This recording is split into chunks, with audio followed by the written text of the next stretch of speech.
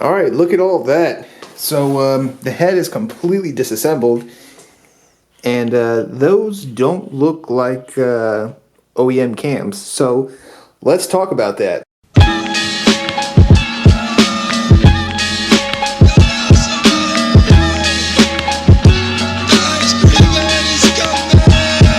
Alright, welcome back guys to another video. So today we're going to be talking about what happened to my engine and kind of basically just assess the damage.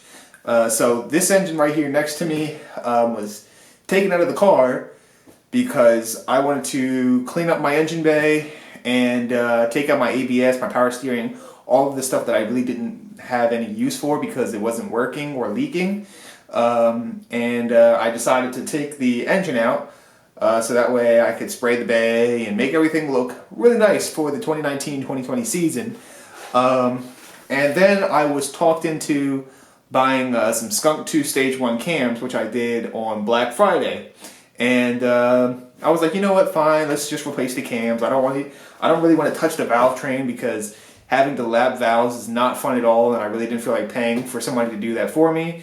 I know I'm cheap, but I was like, you know what, let me just decide to get some new cams, which I did. They're actually in the engine right now, I did. So right now, as I was taking them off, I realized that when I had stripped that cam cap bolt, I don't know if you guys remember, but if you've been following me for quite some time and watching my videos a lot, you would know that that a while ago, back in like April of last year, or April of this year actually, April of this year, I had stripped my cam cap bolt and had to take the whole head off, take it to the machine shop, and they had to helicoil it.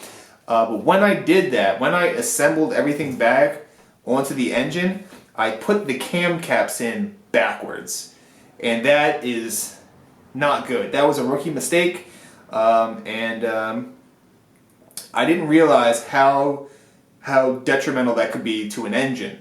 So basically what ended up happening was eventually over time my engine would make this weird grinding noise when I started up. And I even asked some of my friends, hey, what is this noise exactly? Is it my clutch? And actually looking at my clutch, it's really rusty because I don't have the boot on it. And I thought, hey, maybe it's just the clutch, it's rusty, whatever, I just ordered a new clutch. So I have a new clutch sitting in my family room right now. And then I take off my cam caps just to look at them because why not? I like to inspect things when I take them off the engine. And what do you know, this cam cap right here is scored and damaged completely. So now I'm going to get a little close up on it so you guys can see what exactly I see. So here is the damage that happened to my cam cap. Look at that. This is not good at all. They are completely scored, and I can feel them with my fingers. It's very bad. I'm trying to get a good shot of it. Look at that. So I was panicking for like a straight week on this, and I realized how serious this really was. So what I did was I ordered a new cam cap, which I need to find right now. I ordered a new cam cap, and this is a cam cap from a B16 head that goes in the exact same spot that is supposed to be in the spot that I have the damaged cam cap in. And this cam cap that I have in the B16 head says 2-3 on it, which doesn't sound like it's supposed to be in the right sequence for that particular spot in the head. It's supposed to say 2-1 because it's the one closest to the timing gear, the cam gears. So I ordered this, and I know a lot of you guys are gonna say, bro, you need to get that align honed and make sure it's exactly perfect with the head. But I don't feel like taking off the head, so guess what I'm gonna do? I'm going to risk it and put it on. I just checked the diameter, or not the diameter. I just checked the measurements of the cam cap, and they are, I want to say, extremely close to my other cam cap. so I shouldn't have any problems. So what I'm going to do is assemble everything back the way it was, and just throw it in the engine bay, and we're just going to run it.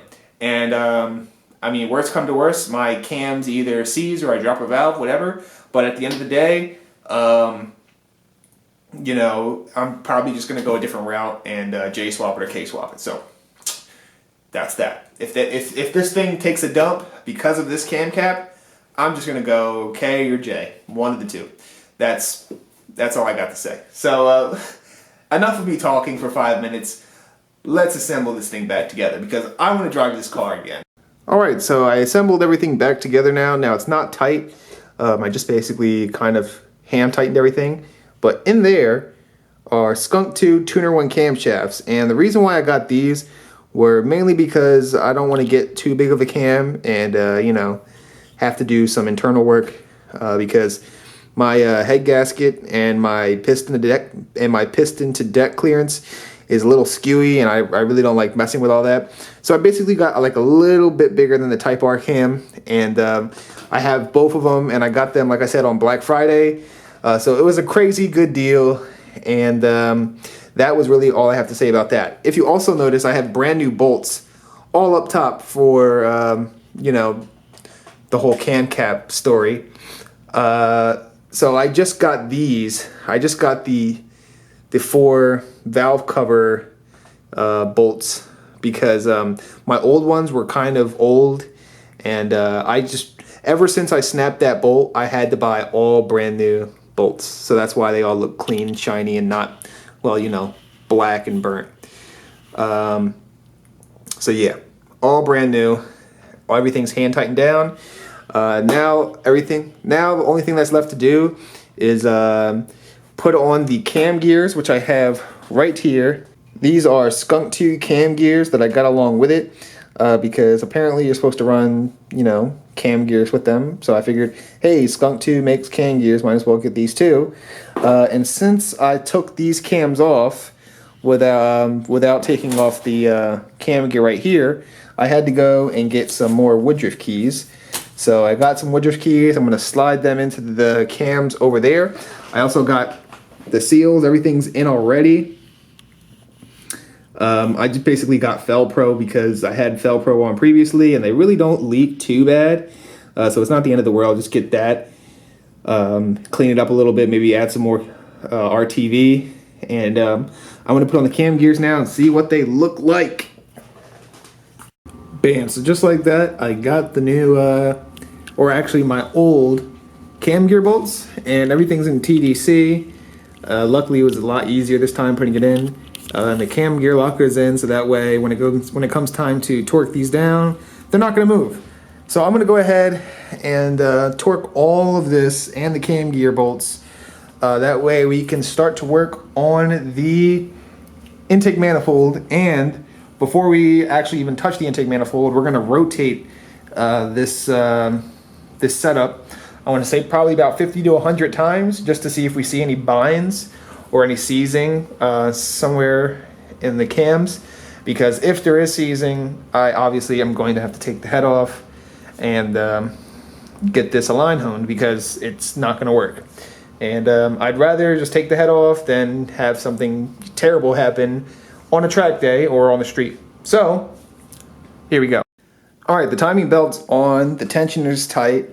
All of these are torqued down, everything's torqued down, everything has RTV, new cam seals, everything. But only one thing is kind of sketching me out, and that's this bolt right here. I torqued everything down and everything clicked except for this bolt. It doesn't move with my hand. It doesn't move with the 12 millimeter. It doesn't move at all. So it's tight, but it wouldn't click. So I'm assuming there's some dirt in the hole, and you're probably going to ask me, well, aren't you going to take it out and clean the hole? No, I'm not. After putting this timing belt on, everything on, I was just like, you know what? I need to get this done. This isn't the first time that I've done that. Previously, when I had the old bolts, some of them had dirt in them, and I would just torque them down and kind of do the same sequence until about the same turning point.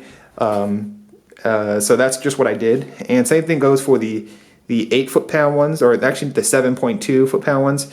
I basically hand tightened those because this thing doesn't go to 8 foot-pounds or 7 foot-pounds. I think the minimum it goes to is like 12 or 13, and that's not going to happen because those will snap. But everything's done. What I'm going to do now is take off the cam locker and just rotate the whole entire assembly probably about 50 to 100 times and see if we see any binds, grinds, or scrapes or any weird noise to let me know that something needs to be taken out before this actually goes in.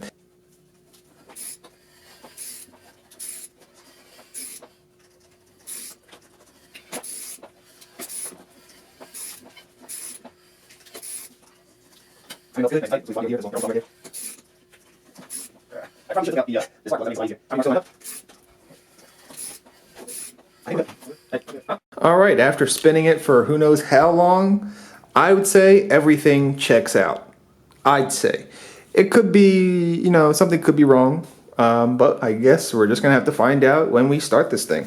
So I'm going to go ahead and put the valve cover on and start to just cap everything off. And next we're going to start to work on these studs and putting on the intake manifold.